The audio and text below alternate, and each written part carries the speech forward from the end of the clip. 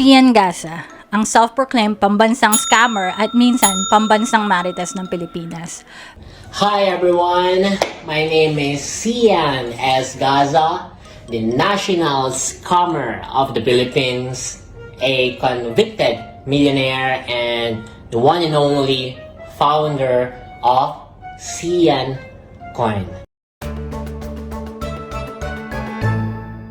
Pero I say siya ang susi sa unity ng Pilipinas dahil kahit anong political party mo, galit ka kay Xian Gaza. We all know he has the most annoying face in the Philippines. Pero in this video, we will not attack how he looks dahil di tayo matatapos. But instead, sasagutin natin ang tanong na why in the world may naniniwala pa rin sa kanya? Ano ba ang scams niya? At what lessons can we learn to avoid being scammed by Xian? Hello everyone, welcome to Invested Lifestyle. First, don't forget to hit the like button for the algorithm and let's get started. Ang unang misteryo is bakit may naniniwala pa rin kay Xian Gaza na aminado naman na scammer siya. Sabi nga ni Maya Angelou, when someone shows you who they are, believe them the first time.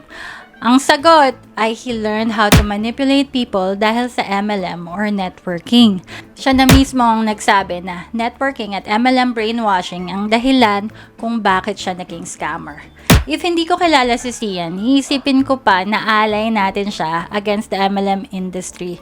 Pero it's actually part of his scam. Ang totoo, wala siyang pakialam kahit kanino. Siya na mismo ang nagsasabi na siya munang makikinabang, hindi yung investor. Kaya ako naging scammer kasi nagamit ko sa mali at ngayon gagamitin ko sa tama para maging bilyonaryo ako at damay-tamay tayo dito dahil naniwala kayo sa akin at sinuportahan niyo ako dito sa aking vehicle going to the billionaire status at damay kayo.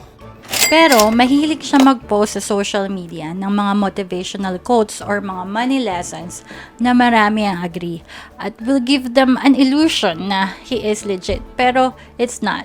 Pain lang yun para maging mentor mo siya at mentor ang tingin mo sa kanya. Then, para makatipid siya sa marketing, ginawa niya yung sarili niyang pambansang marites para sa clout at attention. Last, ay tinatawag natin sa anti-MLM movement na moving the goalpost. When scammers promise one thing, then move the goalpost with some excuse. So, puro siya excuses. Example is yung sa real estate. Sabi niya, mid-2022 daw, tapos na yung laro. Tapos ngayon, January 2023 na. According to this post rin niya, yung ROI daw ng mga scams niya, hindi na pera yung returns. Sa real estate land title na. Yung sa real estate is an NFT game na hanggang ngayon hangin pa din, by the way. So, delaying tactics lang niya yan. Promise after promise after promise, tapos gagawa lang siya ng mga new scams based sa kung ano yung hype ngayon. Ang goal is kung maniwala ka kay Xian Gaza, ikaw na ang perfect specimen, equivalent sa mga naniniwala pa rin sa Nigerian prince. Being scammed is not about IQ. Maraming taong matalino ay nasa scam. It's about vulnerability at desperation. Kahit na isang tao lang out of 100 ang kakagat sa bait niya, since milyon-milyon naman ang taong nakakakita sa post niya, it's still a win for him. I explained this in my Xian Coin video last year, description below.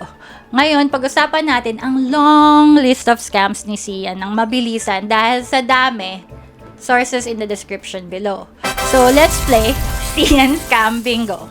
So, number 1 is networking. Sabi niya, he was a brainwash networker since the age of 14 at eventually, he chose the path of scamming at the age of 18. Sabi niya, naka-receive siya ng 47 NBI court subpoenas and 7 warrants of arrest. When I started doing business at a very young age, nag-hamster breeding na ako when I was 11, networking na ako, 14 years old, di mobile, 16 years old, in global networker na ako at very young age. At nag-earn ako ng first business ko at the age of 18. CEO chairman ako at the age of 20. Mga bumagsak hanggang sa naging scammer, convicted. Tama, convicted na yun. So, number 2, Gaza claim he owns a coffee shop plantation at coffee shop sa Davao at he promised yung mga investors millions in return. Dahil dito, he was convicted multiple times of Republic Act 22 or bounce check. Number 3, kasali daw siya sa sindikato at nakakuha ng 34 million pesos from investors. He claimed that yung mga sindikato daw nagpatong ng 5 million na bounty sa ulo niya, forcing him to flee the country. Yeah, right. Number 4, kasali daw siya sa 1.1 billion Hong Kong multinational money laundering case at in-intercept daw siya ng Interpol at NBI. Gusto ko lang sabihin na kahit nasa Thailand siya, kung nasa watchlist siya ng Interpol, is nahuli na siya. Kaya I think it's BS too. Pero, is he a scammer? Yes, he is.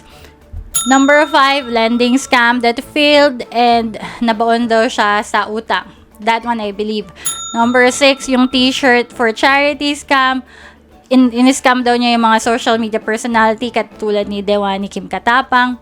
In-expose siya sa Twitter at vinictimize daw niya yung mga influencer sa Davao na naman. So, number 7, para makalabas siya ng hulungan, noong 2018, humingi siya ng 160,000 pesos pang piyansa daw. Kahit ang piyansa lang is 126,000. Friends and supporters. I really need about 160,000 right now. I hope you can help me. Gusto ko makalabas. I want to start a new life. Nagkamali ako, became a scammer, became a fraud. And I really want to change right now paglabas ko and be like it. So, yun lang. And stay positive. Thank you for the support. God bless. Yeah! So, kahit nasa kulungan na siya, nang sascam pa rin siya ng mga tao, at akala ko ba mayaman siya, wala man lang siyang 160,000. So, number 8, makikita nyo sa bingo card ni Xian na sobrang dami pa niyang scams as seen sa mga social media post niya. Kahit na sa tingin ko, exaggerated yung mga profits niyang kuno, to add insult to injury, meron pa siyang scam fund. Itong document na to, I think is a joke dahil ginawa lang niya to sa Word at di man lang in-audit. But like what I said, ang target ni Xian is yung less than 1% na maniniwala sa kanya. If maniwala ka sa document na to, you will believe anything.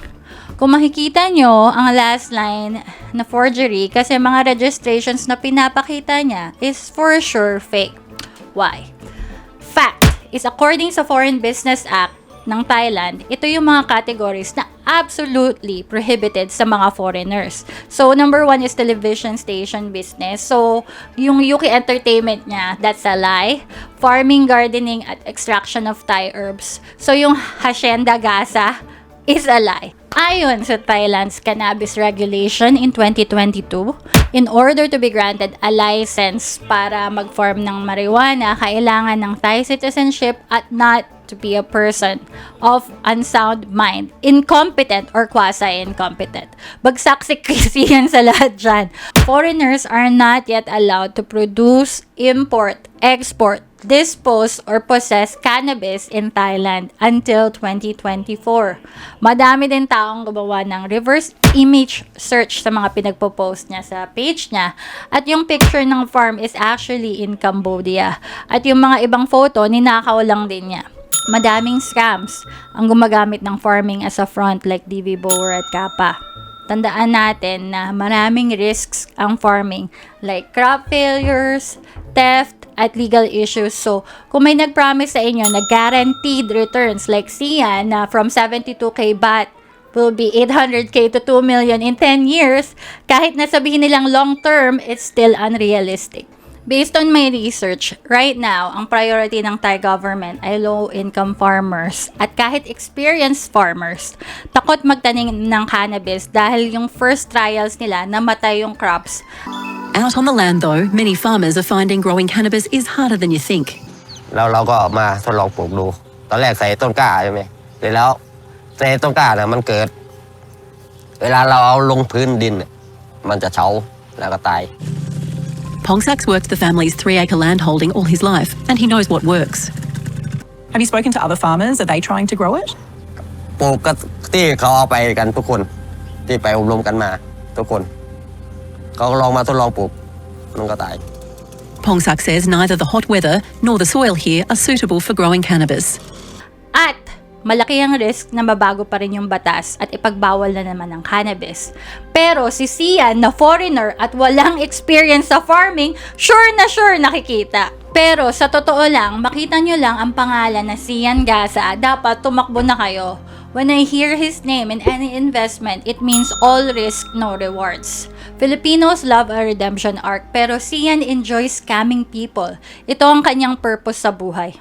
Sa tingin ko, most of his followers are bots, at kung wala siyang tinatago, bakit naka-off lagi yung comment section niya? And pag nagtanong ka sa group ng question na ayaw niya sagutin, kick ka na agad. What a sad human being. Unfortunately, kailangan nasa Thailand kayo para magsampa ng kaso, pero pwede kayong mag-file ng complaint sa Technology Crime Suppression Division under Royal Thai Police. Ito yung website. I will link a Facebook group din na dedicated to stop Xian Gaza scams. Sa ngayon, we can still be happy na may mga scammers na nakukulong. Like si David Bonevax, Filipino-American na serial scammer din. Nakailang scams na din siya before siya nahuli, pero now, wala na siyang kawala. 17 years in jail. One day, magkakamali din si Xian ng in-scam at justice will catch up with him. But right now, I have to agree sa isang quote niya. Maybe we could stop the unending cycle of scams which are all executed by former networkers. A very sad reality. Maybe we could stop another Xian Gaza from being created by the industry every hour. According yan kay Xian Gaza. Actually, ayoko na sanang pansinin si Xian Gaza kasi papansin naman talaga siya, and habang binibigyan natin siya ng atensyon, lalo siyang natutuwa. Pero I think this is a lesson para sa atin, sa mga nagsasabi na may mga nabibiktima ba yung mga MLM, or bakit gawa ako ng video about sa mga MLM. Ito nga yung sagot, dahil sila na rin yung mga galing sa MLM, mga natutunan nilang mag-manipulate ng tao, mag-brainwash ng tao, mag-scam ng tao, yung mga top earner. Kadalasan kapag nalugi na yung MLM nila, wala na silang ma-recruit, gumagawa na naman sila ng mga bagong MLM, or gumagawa na sila ng sarili nilang scam, nagsusunod na sila. So, dahil sa MLM, parami yung mga nai-indoctrinate, at parami yung mga scammers, lalong-lalo na sa Pilipinas at pati na rin dito sa US. At sincerely, gusto ko magpasalamat sa inyo dahil sa support nyo sa anti-MLM community natin. We are preventing another Xian Gaza from scamming more people. Salamat sa panonood nyo, and don't forget to like, subscribe, and share this video to 2 people, and tell them to share this video to 2 people. Always remember, the only people mad at you for telling the truth are the people who are living a lie, like Xian. Bye!